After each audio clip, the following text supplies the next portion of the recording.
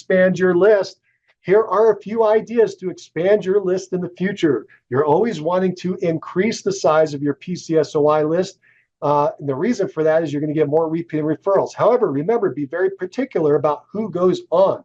Here are some of the people that you should consider. One is new past clients. When you close somebody, a transaction, they now go into your PC part of your PCSOI. They should be added to your database if they're not already in there. Next are orphan clients. This is a very interesting way for people to increase the size of their list on every closing. Not only would you add your past client, but you would add the co-op client on the other side of the table. You can do that after the closing. In most states, if you have any concern, ask your broker. But in most states, after the closing occurs, that person is open to work with any agent they want. Now, prior to the closing, remember, there's an agreement in place for that client that on the other side of the table to be working with that other agent. But after the closing, that agent is probably going to drop the ball. Just statistically, they're not going to stay in touch with their client that they just closed. And so you, since you've been building a relationship oftentimes with that person, as long as you have built a relationship and you could recognize each other, which happens often, then you could add them to your list as an orphan client and bring them into your PCSOI. A lot of top agents do this, and that's why they're able to grow their list quicker than a typical agent who's not thinking multidimensionally.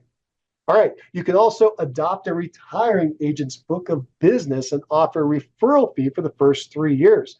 This is actually a very smart way for agents to increase the size of their book business by taking over another agent's book of business. Now, if you do it this way, there are some caveats. Be sure to chat with me about it.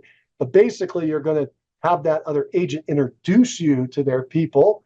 And for that introduction, and then therefore your marketing afterwards, because you're building the relationship, for that, you're going to agree to pay a referral fee to that agent. So be sure to mark these people as coming from that source so that you can, whenever, if they do come through and buy or sell something in the 3-year period, you pay a referral fee to the retiring agent. All right, but that's a way to grow your list. Next is service providers you patronize. A lot of people forget these people: doctors, lawyers, accountants, hairdressers, dry cleaners, mechanics, anybody you go in and you write a check to pay for something. I didn't write a check, that's how old I am. You pay somebody through credit card or cash. Well, if that's happening, then you patronize them, you're giving them business, and you should expect some reciprocity. Be sure to add those people to your list, especially if you have a good relationship with them. Next, community involvement. We mentioned this earlier, but kids' schools, church, volunteerism. Also your spouse. People forget this all the time, but you probably have a lot of people that your spouse knows from their friends, family, and their SOI, their sphere of influence.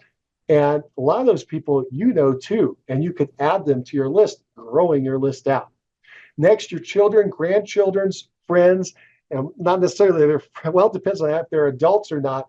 If they're small children, it wouldn't be their friends. If they're adults, it would be their friends, but also their families, right? That's where I tended to get quite a bit of business.